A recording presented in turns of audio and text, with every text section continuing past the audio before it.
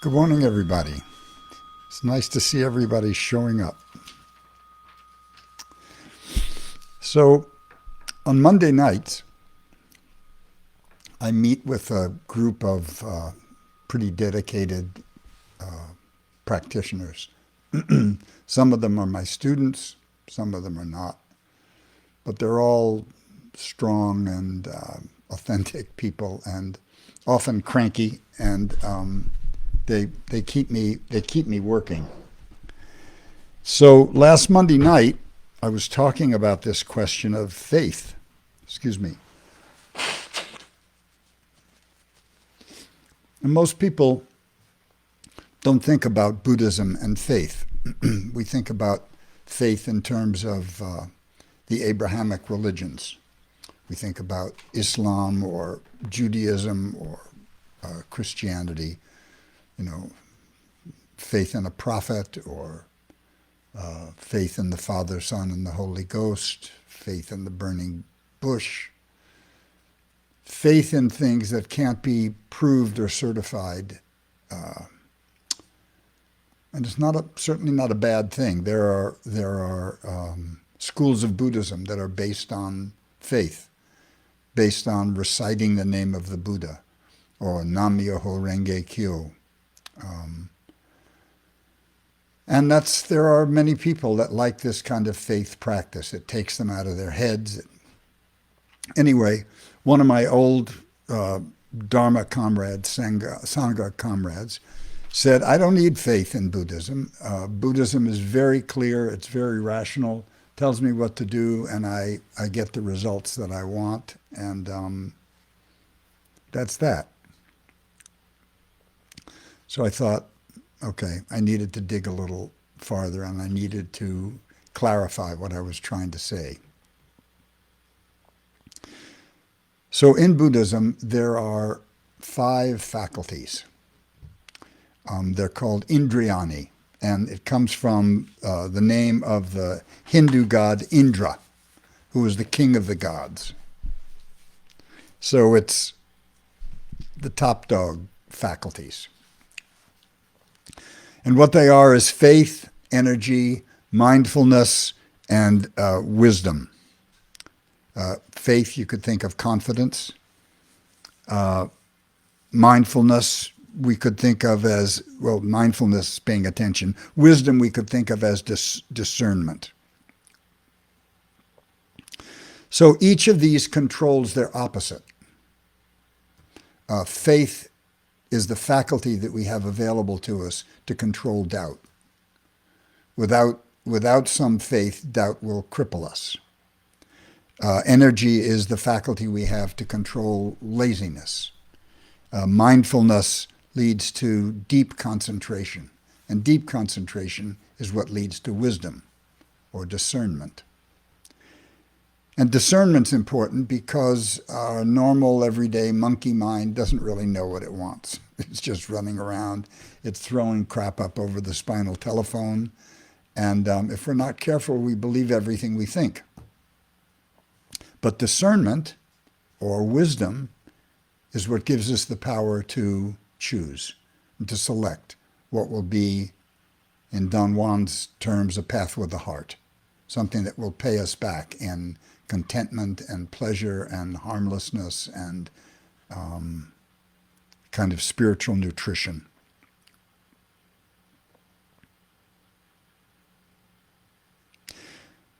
So one of the misconceptions about Buddhist practice also is that it will end suffering.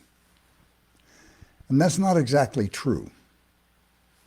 There's lots of different kinds of suffering: anxiety, tension, stress, grief, fear. And it's not that Buddhist practice is a pill or leads us to a fence and we hop over that fence and we're on the other side in some blissful Disneyland of spirituality. What the Buddha taught is how we can engage with our suffering. And by engaging in it, we can defeat it in its instance. has nothing to do with the suffering of being in a burning building and being burned alive or being caught in an earthquake. Those are phenomena that we can't do anything about. But the mental component of suffering, called dukkha, is what we can deal with.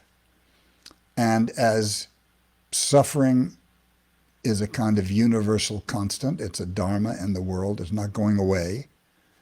It's going to arise in our lives from time to time or all the time. But Buddhist practice and meditation and these four faculties, faith and energy, mindfulness and wisdom, give us the tools to take it apart, unpack it, see its insubstantiality for ourselves, experience its emptiness, and in that way defeat it. So the difference between the kind of faith I'm talking about is that faith is a kind of confidence that we develop when we practice a teaching that actually pays us off, when we feel the consequences of it, and it helps us with difficulties and transformation. Now, you probably have to have some faith before you start. When I was 14 and 15, I was reading about Buddhism and enlightenment, and I thought it was just incredibly nifty. It was going to solve all my problems with being overweight and garrulous and shy around girls, and, that was it, enlightenment. I was going to jump over that fence and my life was going to be like a piece of cake. That's one kind of faith. But it did get me started.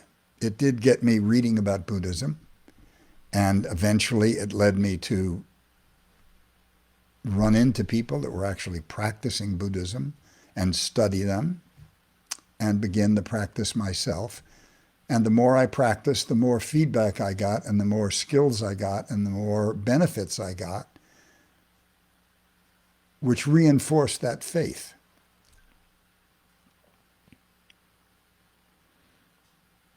So there's a wonderful teacher named Tenshin Reb Anderson. He was one of my earliest Dharma friends and somebody that I still respect and follow. And once we were taking a walk together at a point in my life where I was really suffering. My marriage was in trouble and I was feeling like a real failure. And he said something to me I've never forgotten, which is appropriate to today's discussion. He said, "Do you understand how faith is the flip side? How doubt is the flip side of great faith?" And I had to confess, no, I didn't. I didn't see that at all. And he said, well, the doubt that you have really implies the extremely high standards you have for human beings, your faith in what a human being can be.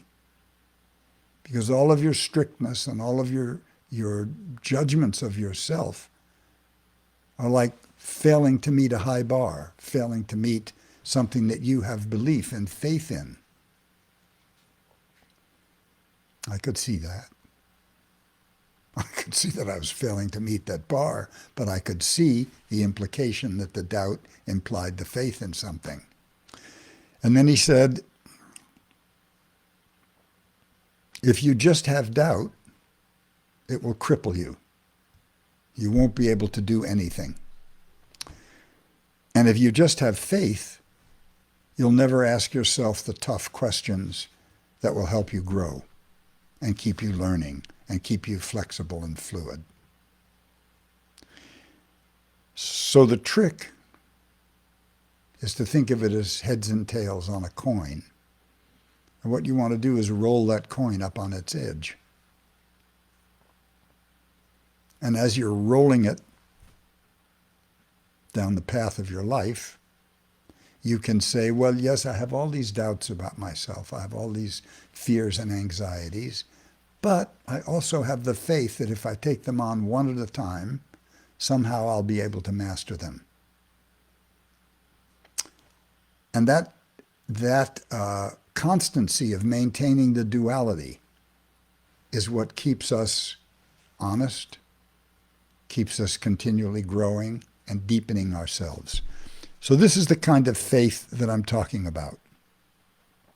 And when we have this faith, and when we realize that we can maintain faith while we are not tolerating falsehoods, while we are not giving weak excuses, while we are not letting ourselves off the hook, it unleashes a great energy. And this energy makes it easier for us to practice.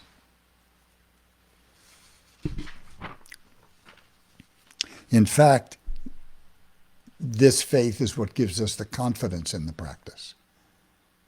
And it's the actual feedback of the practice, the worthiness of the practice, that builds that confidence. It's not like the faith stands in contradiction to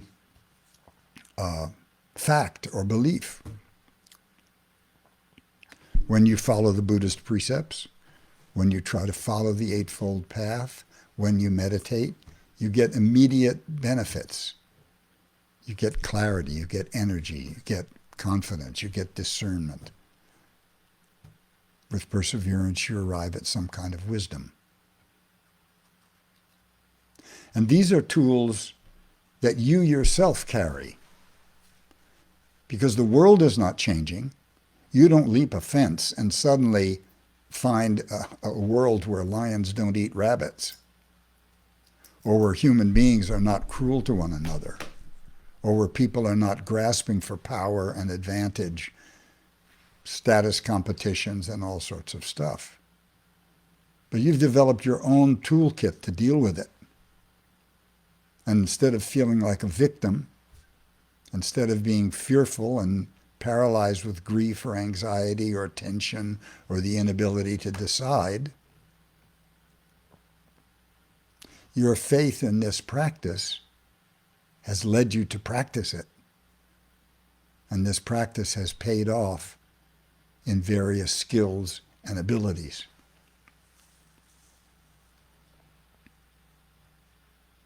So faith controls doubt. The coin is flipped up on its edge. Energy controls laziness. I'm lazy, trust me. And I know that about myself, and I have to struggle with it. And what allows me to do that is energy. That energy comes from taking care of myself. It comes from understanding the benefits of this practice. I turned 80 this year, and sometimes that number is scary. I used to have a practice where I would read the obituaries. This began in my 70s. I would read the obituaries, and if nobody died that day that was younger than me, that was a good day. But if somebody died that day that was younger than me, I'd go, oh my God, my time's coming. It's coming up, it's coming up. That's a kind of doubt, isn't it? It also comes from a kind of misunderstanding that my life is mine, that my life is a separate aspect of the universe, a tiny little germ that can be crushed out. It's not exactly like that.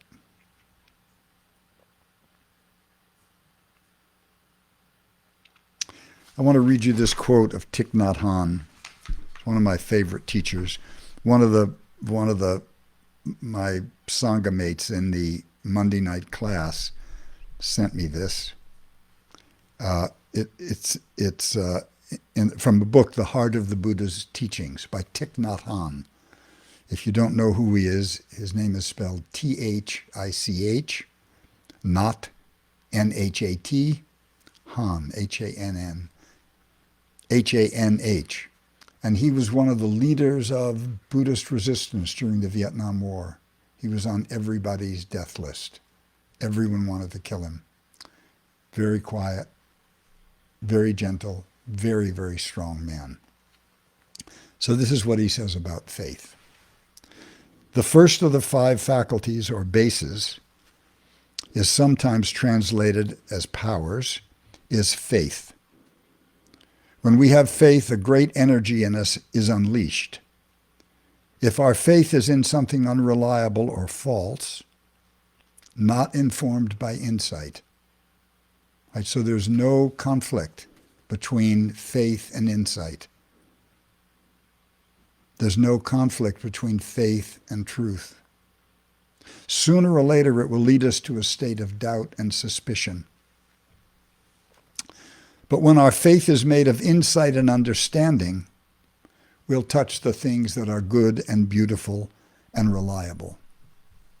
Faith is the confidence we receive when we put into practice a teaching that helps us overcome difficulties and obtain some transformation.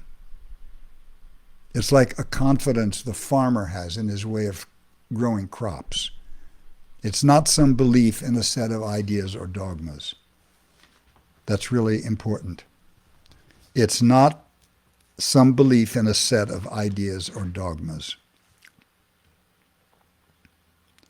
I think I left one. Oh, I did. So when I was reciting the 5, I left out concentration. So faith, energy, mindfulness, which is what leads us to concentration, which is what leads us to being able to make the mind single-pointed and pay close attention to what we're doing and what's arising in us. And that's what leads to wisdom. Sorry, folks.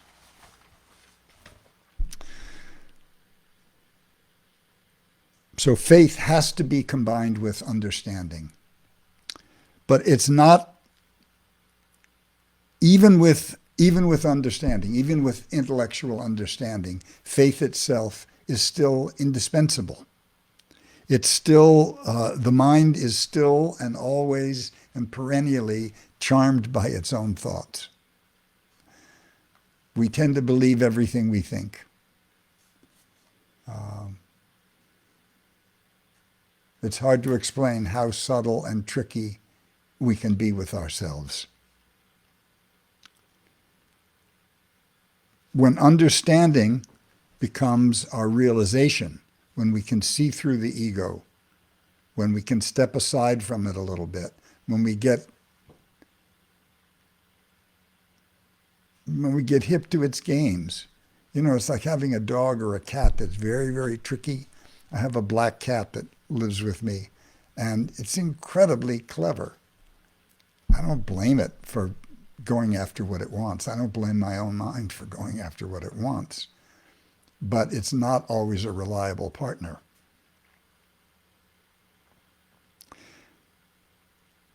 So what happens, even with understanding,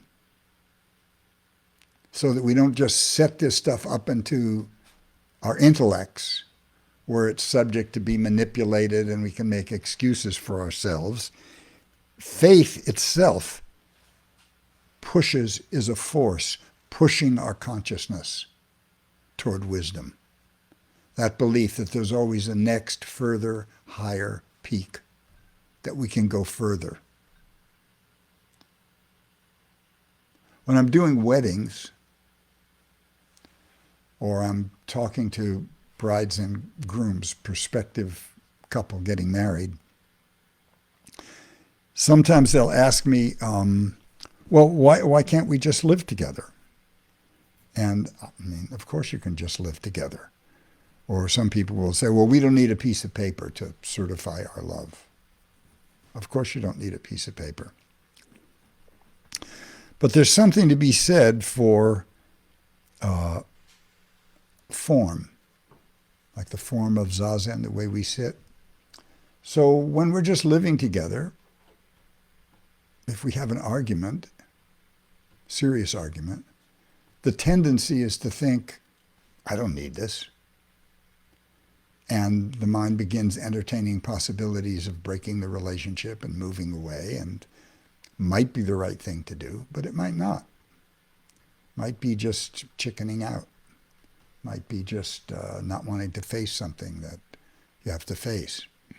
But once you're married, and once you've committed to a form, and once you've taken vows in front of people, your friends and family and community, and trouble comes up, the tendency is to say, oh God, I do have to take this. I have to figure something out. I have to do something because this is my life. I chose this.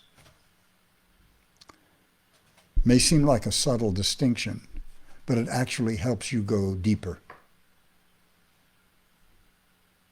And that's what faith helps us do. It's not separate from insight. It's not separate from intellect.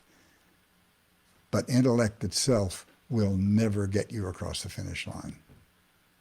You need the power of faith in the 3,000 years of human beings that have preserved this wisdom, taught it, refined its teaching, shared it many times at great sacrifice. Maybe that's what gets you started, and then you don't think you have the faith anymore. But unless you quit, you're actually acting out your faith. You're actually acting it out every day. I want to read just a couple more little quotes from this. Now, Zen practice, which is the school of Buddhism that I practice, Zen has its own refinement of faith. Because the faith that we practice in Zen is that the nature of our true self, when I say true self, I mean in distinction to the personality. The nature of our true self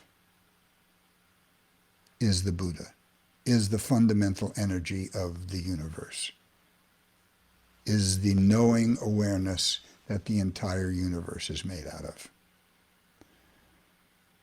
And that's important because that energy is without beginning and without end. And so the thing I refer to casually as I in myself is the same I that Buddha possessed, is the same I that all the mahasattvas, the great beings, and the bodhisattvas, the compassion beings possessed, still alive in the present moment.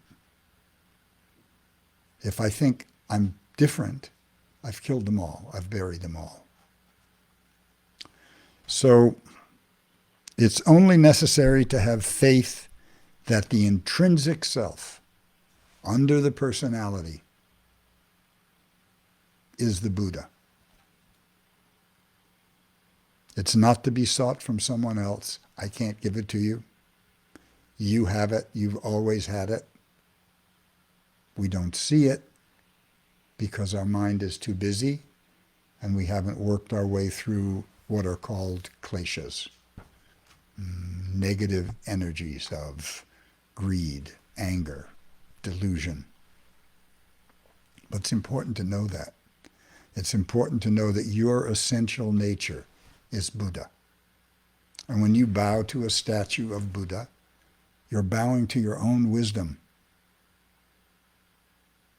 And when you practice the Eightfold Path and when you practice the precepts, you're practicing Buddha's enlightened understanding of a way to live a human life that will be beautiful and fulfilling, relatively karma-free, and minimally harming to other forms of life.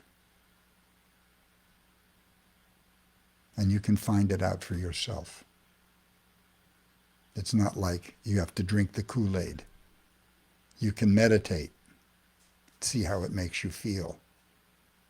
You can practice mindfulness and concentration.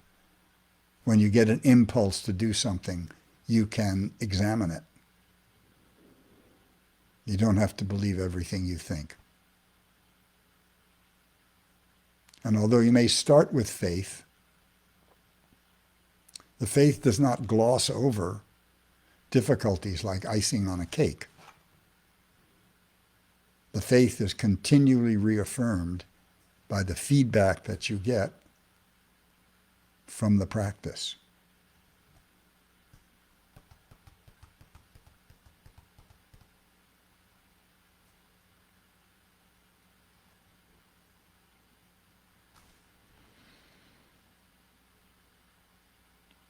An ancient Zen master named Jung Ming says, faith without understanding increases ignorance. Faith without understanding increases ignorance. Understanding without faith creates subjective opinions. Understanding without faith creates subjective opinions because nothing's there to take you outside yourself, outside your small mind. So we know that we can gain access to the path rapidly when faith and understanding are combined. So while Buddha says all the time, follow your own understanding, investigate what I'm saying, see if it's true, that's not an antidote to faith. That's not at the expense of faith. That's believe in this practice and test the belief. Believe in the practice and test the belief. If you find it wanting, the faith will disappear.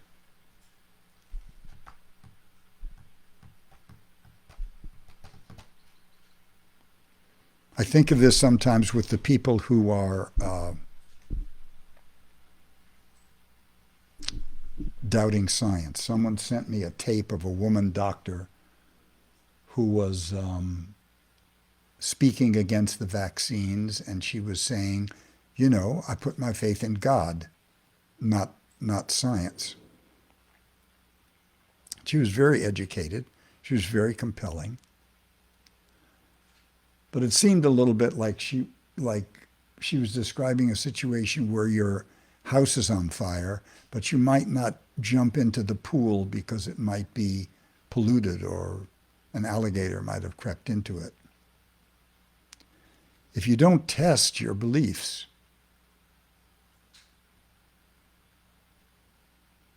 they're insubstantial. If they can't stand up to the rigor of understanding and scrutiny, they're not helping you. They may be comforting you. It's like walking through the woods at night believing wolves don't exist. It'll be a comfort until you hear a twig snap in the dark, or until you hear something howl. So I just want to stress this, that while Buddhism appears to be extremely rational, and is, and calls for understanding, and calls for logic, and calls for all of those things, the engine, the energy that drives it, is faith in the Buddha, the 3,000-year lineage of his teaching, the clarity of the practices, the logic behind the practices, the results that the practices produce, which justifies the faith.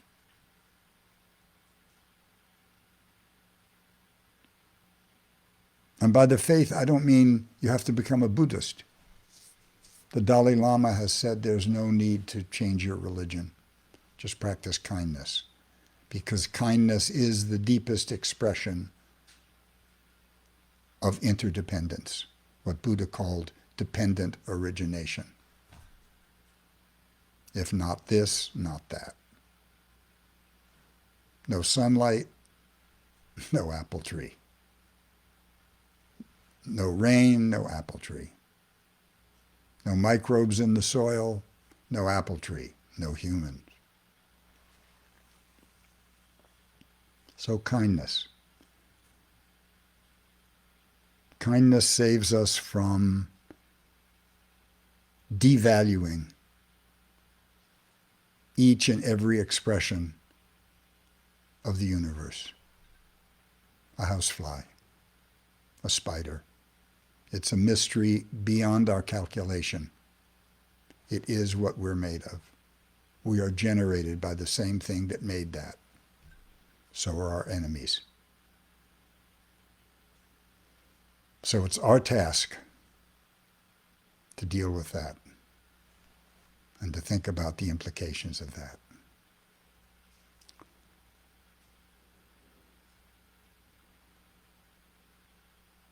Maybe that's enough for today. May all beings be filled with loving kindness. May all beings be free from suffering. May all beings be happy and at peace. May all beings be filled with loving kindness. May all beings be free from suffering. May all beings be happy and at peace. May all beings be filled with loving kindness. May all beings be free from suffering. May all beings be happy and at peace.